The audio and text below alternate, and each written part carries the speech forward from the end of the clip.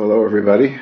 I'm making a new cheese. So whenever I make a cheese for the first time, I bravely make a video. This time it's Monterey Jack. It's a cheddar style cheese, although it isn't really cheddar. There's a process when you're making cheddar cheese called cheddaring. This is easier to do than that. It's an American cheese, originated in California, in Monterey, I presume. In California is where it gets its name, Monterey Jack. And the one that I'm going to make is probably more a pepper jack. I'm going to put black pepper and some of my homegrown Thai chilies in it. Anyway, I thoroughly sterilized all the equipment. I use a dairy sterilizer rather than heat. And that is 4 gallons of whole milk, store-bought whole milk, which is roughly 16 liters, and has been brought up to 89 degrees Fahrenheit, 32 degrees Celsius in sort of a bain-marie, a double boiler. I have this old, you can see, I guess you can see a bit of it there, this old enamel canner with water in it, and I put my stainless steel pot down inside the canner, and there's a gas flame down below which has been shut off now. It's reached its target temperature of 89 Fahrenheit, 32 Celsius. A half teaspoon of mesophilic culture gets added at this point, spreading it as evenly as I can over the surface of the milk.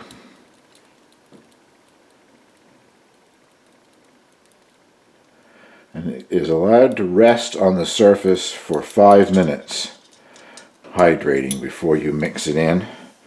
And I use, you can see that or not, one of these, I guess they're meant for bakers.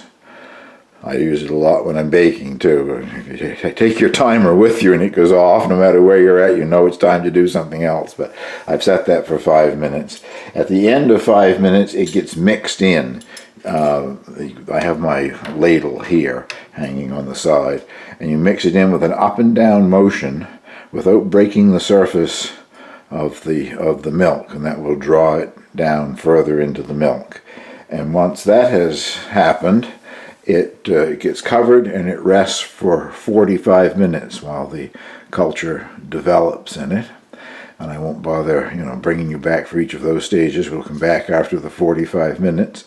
But I'm going to prepare the chili and pepper now to be put into the mix. It doesn't go in until much later in the process, but it has to cool back down after it's sort of cooked. So I'll show you what I'm doing in that regard right now. Well, the milk is now doing its 45 minutes of ripening, so I'm going to get started on preparing the chilies for it. The instructions that I'm following were for jalapenos, and it tells you how many tablespoons to use of jalapeno. Well, these things leave jalapeno behind in the dust, so I'm going to use 2 of them, which ground up I don't think will make much more than a teaspoon and a half or something. I'm not going to grind them into a powder. I just got them in this mortar and pestle to break them up. The seeds will all come out easily, but I would like to have the red part in there too, for, well, there's some heat in it, but it lets people know that there's chilies in it, I guess.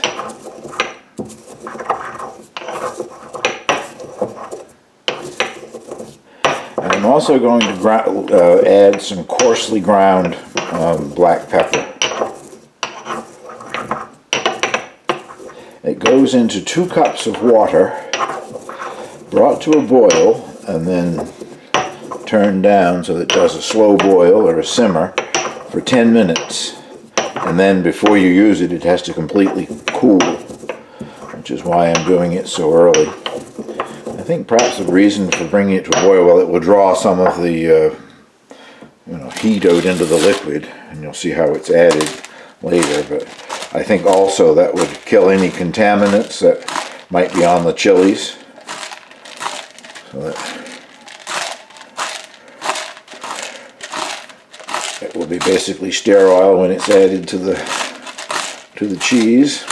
Contaminate your cheese. I buy that at Costco, and there's no way of getting inside of it to get the whole peppercorns, and I don't seem to have any. I used to keep them in the house because I use different kinds of pepper mills, but I don't seem to have any peppercorns, so I'm going to use coarsely ground. I'll put that on the stove, bring it to a boil, boil it for 10 minutes, and then let it completely cool. So, once the milk has set for 45 minutes, and the culture has had a chance to reach its peak, I'll bring you back. Well, it's had 45 minutes to ripen, and now you add calcium chloride. 3/4 of a teaspoon of calcium chloride in 1/4 of a cup of cold water. With me, it's tap water. If you're using city water that's been chlorinated or whatever, it'd probably be better to use a little bit of bought and bottled water, I guess. And this gets thoroughly mixed in. I just checked and had to bring the temperature up by about 1/2 degree, but it's back to 89 degrees now. If you were using raw milk, you wouldn't need to add the calcium chloride. Calcium chloride is added because this milk has been pasteurized.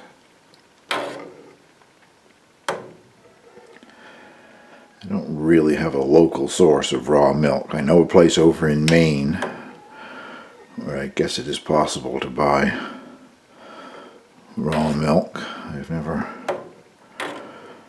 bought any and tried making a cheese with it yet anyway. And now 3/4 of a teaspoon of rennet, once again mixed into 1/4 cup of cold tap water. And that gets thoroughly incorporated here for a minute or so. And I have to remember to take this ladle out. I have left it in there before. It doesn't do any great harm or anything, but you have to wait until you've cut the curd in order to release the ladle and get it back. And maintaining the 89 degrees Fahrenheit, 32 degrees Celsius. This now gets covered and rests for 40 minutes.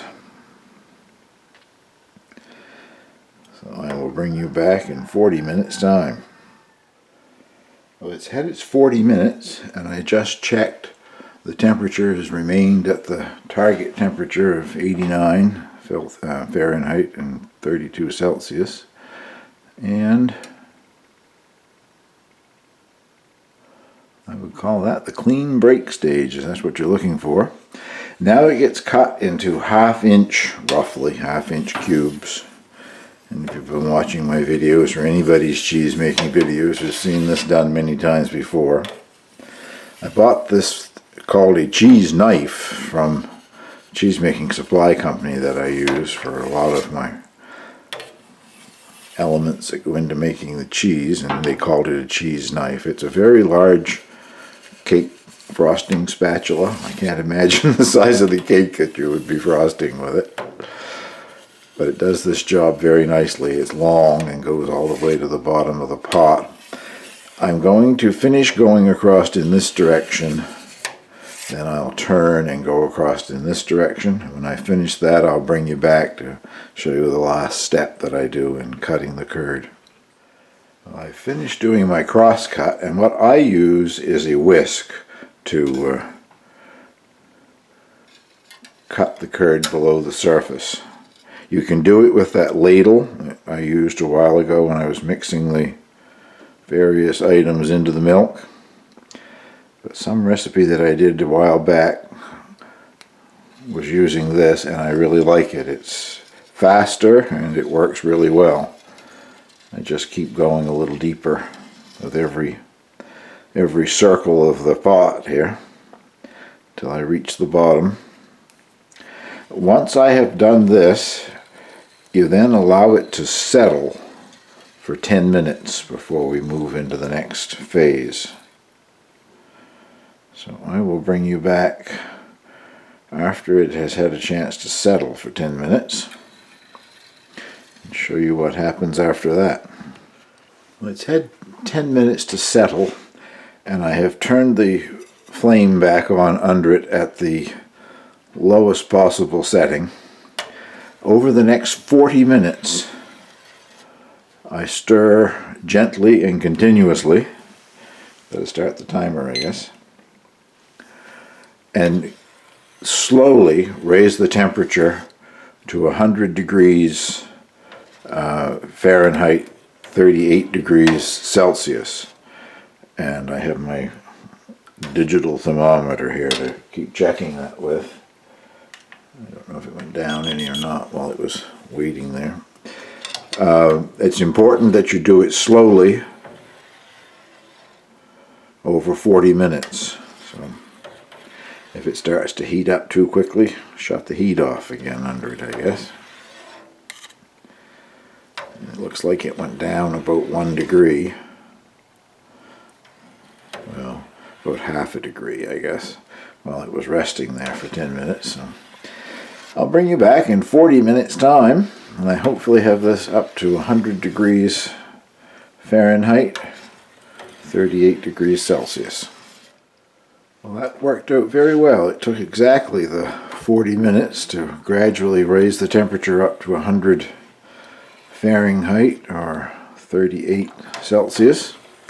Most of the curds are now much smaller and have cooked, obviously, or partially cooked.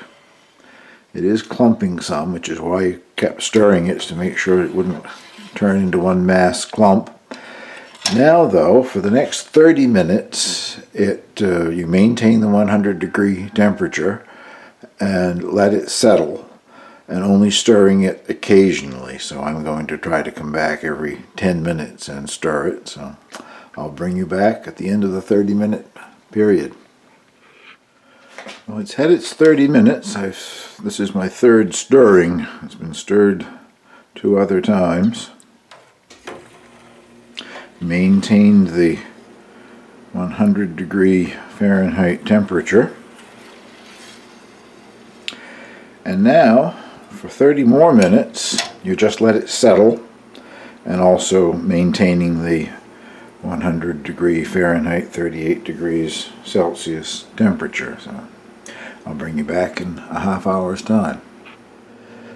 Well, it's just about halfway through its 30-minute rest here and maintaining the target temperature, but I finally am getting around to mentioning that unfortunately I can't put a link down below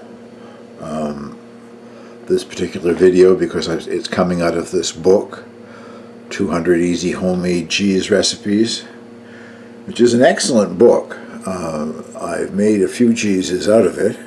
The only problem that I have with it is they are very vague when it comes to the amount of weight to use for pressure when you put the cheese into the cheese mold, into the cheese press. For example, on this one, it gets pressed twice, once for only an hour and then the next time for 12 hours. And instead of giving you a weight, it tells you to either use a weight or put it in a cheese press and press at a firm pressure for 12 hours. And I have checked everywhere, glossaries, whatever in the book, and no place do they tell you what they mean by a firm pressure. When I made the failed tome cheese, if you saw that video, I really think part of the problem was that it wasn't pressed strong enough. It should have had more of the whey removed. So my cheese press will go up to 80 pounds of pressure. This wants a firm one, so I'm going to go 40 to 50 anyway. I want to make sure that I expel as much of the whey as possible. You don't want it to be too wet. So that will be next. I'll be putting it in the mold and putting it in the press just as soon as it finishes this resting period. Finished its 30-minute rest, and now to try to pour it into the colander, which is lined with a sterile piece of cheesecloth. Once again, I'm using this synthetic cheesecloth. Very inexpensive.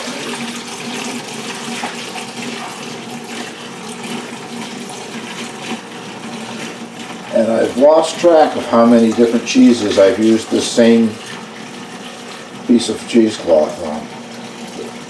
Because way they market it, they almost call it a disposable, like you'd use it once and throw it away. Well, this is probably the fourth, maybe fifth cheese that I've made.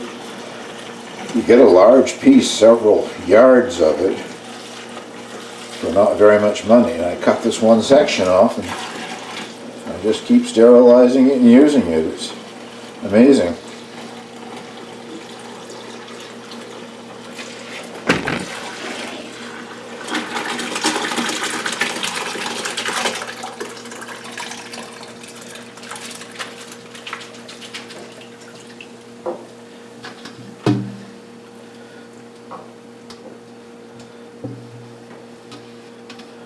I know I'm in the way here. I'm just trying to get the last of the curd into the colander. And this is the point at which you add, if you're using chili peppers, you add the chili peppers. It's totally optional. I just wanted to try it. I made a Gouda with these hot chilies in it, and I loved it.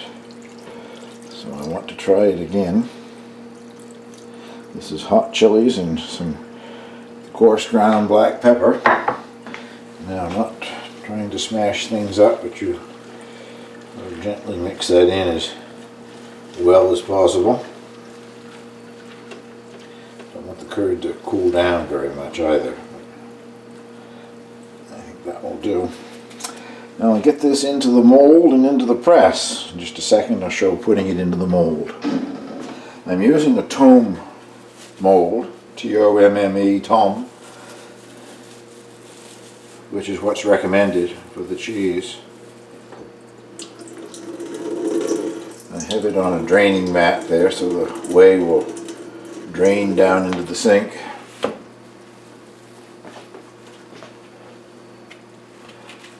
Trying to avoid as many wrinkles as possible. And one section of it has to be folded over the top. Then the follower goes in.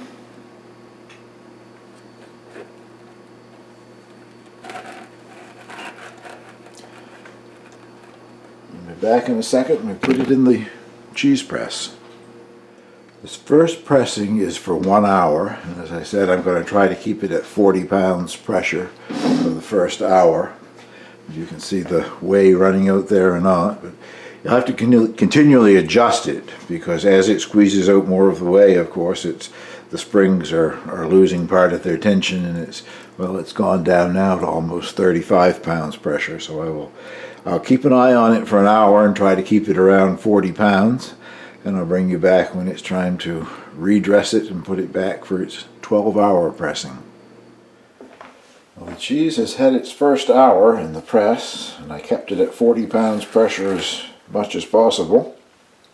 And now it comes out of the mold, gets turned over, wrapped up again and put back in the mold in the press. Now you can certainly see the chili peppers on that side anyway. And I've just washed my hands. You want very clean hands for doing this sort of thing.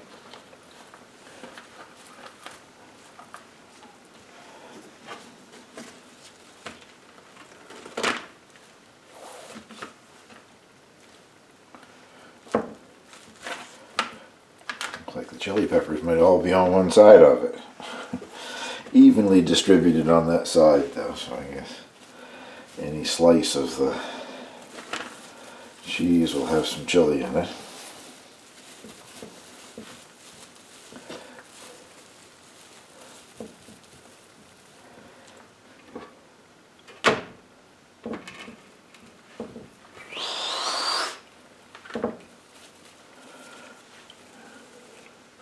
Hope most of that was on camera. I wasn't looking back at the screen. I get involved in something and I forget what I'm doing, I guess. A little flake of curd there. I thought I'd taste it. particular flake. I don't feel that there was very much chili in it, but we'll see what that's like in 3 months from now, I guess. Too late to worry about it now. Now, this goes back in the cheese press, as I said, for 12 hours. I just ripped that cheesecloth for the first time, so perhaps this is the last time I'll use that particular piece. I've got enough left to make 3 or 4 more pieces that size. Back in the cheese press, I'm going to try to keep it at closer to 50 pounds for the next 12 hours. And after that, it is brined for 12 hours in a saturated 18% brine. I save mine from one cheese to the next. I do several cheeses with it anyway before I discard it. And all I do is I bring it out. It's been in a sealed container in my basement. I don't even refrigerate it. I bring it to a boil and keep adding salt until the salt won't dissolve. That way you know that you have replaced the salt that was depleted from it. And then I strain it through cheesecloth to remove any of the milk solids that might have been in it. Cool it down and it'll be ready to brine the cheese in 12 hours time, which will be 2 a.m. So I will see you at 2 a.m. when this comes out of the press for the last time and goes into the brine. Well, good morning, everybody. It's 2 a.m. and the cheese has had its 12 hours of pressing.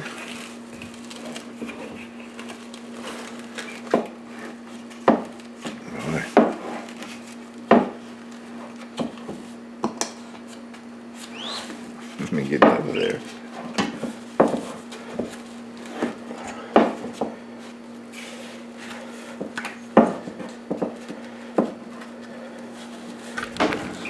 There, finally.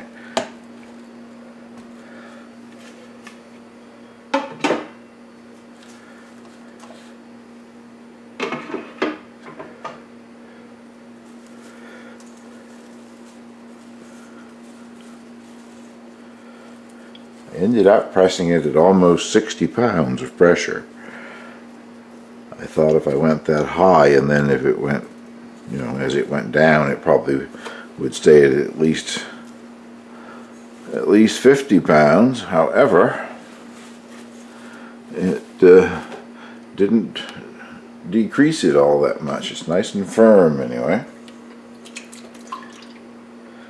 There it is, floating in its brine. Now it gets brined for 12 hours, but at the end of 6 hours you flip it over so that it brines evenly on both sides. The part that it's floating up there is now above the brine. So it gets flipped at 8 a.m. and at 2 p.m. it will come out of the brine. So I won't bring you back to watch me flip the cheese. I'll bring you back at 2 p.m. to show you the cheese ready for its drying. Well, it's had its full 12 hours in the brine. 6 hours into it, I turned it over. I must say it's a nice solid cheese, which I hope is a good thing. Now for the next 2 or 3 days, it will be on a cheese mat, air drying until it is dry enough, really a dry surface to wax. I'm just using some paper towel to blot off some of the extra moisture to start with, but it's very strange how all of the pepper stuff seems to be on one side. I hope there's some mixed in through it somewhere too. I will cover that with cheesecloth just to keep dust or a fly or anything from lighting on it. And 2 to 3 days, whenever I think it's dry enough, I will resume the video and show you putting on the, well, it's not actually wax that I use a synthetic cheese covering, which I've only used once before. I can bring that out and show it to you too, I guess. It's the Swiss cheese, Emmentaler type cheese that I'm making, and I'm impressed with it. It has something in it that inhibits the growth of any bacteria on the surface of the cheese, like mold or whatever, and it's worked out very well. It's been almost the 3 months.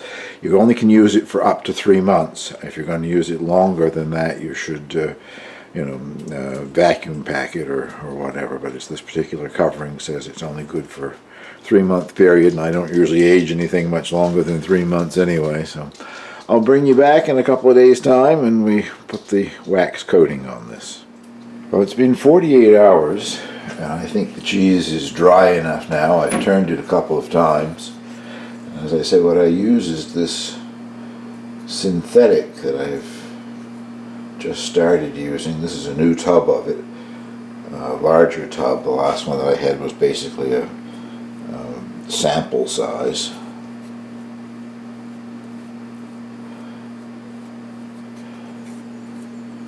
And it goes on in 2 layers, and it does take it a while to dry in between, and obviously I can't flip this over to do the back until the top has dried. So it does take a bit of time, but I'm liking the result. I always have trouble when I wax. I don't know, cracks come in the wax, or it wasn't a complete cover, or something happens and you get mold and things growing under the wax. So far I haven't had that happen with this product. And it has something in it that inhibits the growth of mold anyway, so well, I will continue with one coat and flip it and do the other side. I'll bring you back when I'm starting to put on the second coat so you can see how it starts to change its appearance. And I'm seeing a bristle already. These are just these cheap pastry brushes, and this stuff is water soluble, by the way. You can clean the pastry brush out quite easily after having done it, but I just pulled on the bristles on this and was so sure that none of the bristles were loose, and I just see a bristle there already. So bring you back shortly. While that side is drying, I brought out the baby Swiss Emmentaler type of cheese that I put that coating on almost 3 months ago. I think I've got another 2 weeks to go, and then I'm going to try the cheese. The dark areas that you see were there when I painted on the covering, but nothing developed any further. Interesting thing has happened though. I see this was perfectly smooth, but I see there are now indentations. I presume that means that some of the eyes and holes inside have collapsed. However, I'm looking forward to trying it, whether it has eyes or holes or not. It's one of my favorite cheeses. This was only the second time that I've made it, but the other time I was so impressed because it tasted just like a good Swiss cheese, that nutty flavor that they have. You often get some cheeses that are very tasty, but the commercially made variety seem to have a superior flavor when you're doing your own thing at home. At least that's the way I find it sometimes. But this was true to form. I really liked the cheese. I'm just curious to see what's happened inside. Well, it's had one coat on both sides, and I'm now starting the second coat. Seems to be taking even longer to dry than the last time that I used it. I'm not quite sure why. Other than the other cheese, the Swiss cheese, had been out of the press for, well, like several weeks before you put the coating on it. Part of the aging process is to let it develop the holes, the eyes or whatever, and that takes time. And the last thing you do is is coated with the wax, so it was thoroughly dry. Maybe that's why this is taking longer today, but it is drying. It's just a slow process. And I also meant to mention that the reason the other cheese looks like it does with the, the darker areas is what I just stated there. It is uncoated, and you just keep wiping it with I guess it was salt and water on a cloth to remove as much of the mold that's forming. Mold just naturally forms on the surface. But down in any little creases like here, you get mold down in them, and there's no way you can wipe it out of there. But as I said, this has some sort of an inhibitor in it, so that even though there was some mold on the surface, it didn't develop any further once you put this on.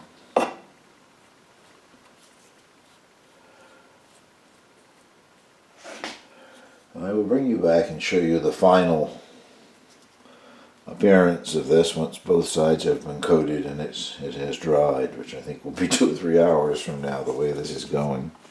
I don't want to put on too heavy a layer. That's will take it even longer to dry, but I want to cover all the surfaces. So I'll see you in a little bit of time. Well, at last it has had its 2 coats and it's thoroughly dry. I let it finish drying overnight, actually. I hope I like the flavor of this cheese. For a hard cheese, and I don't mean a hard cheese to make, I mean a cheese that's been pressed, like cheddar or whatever.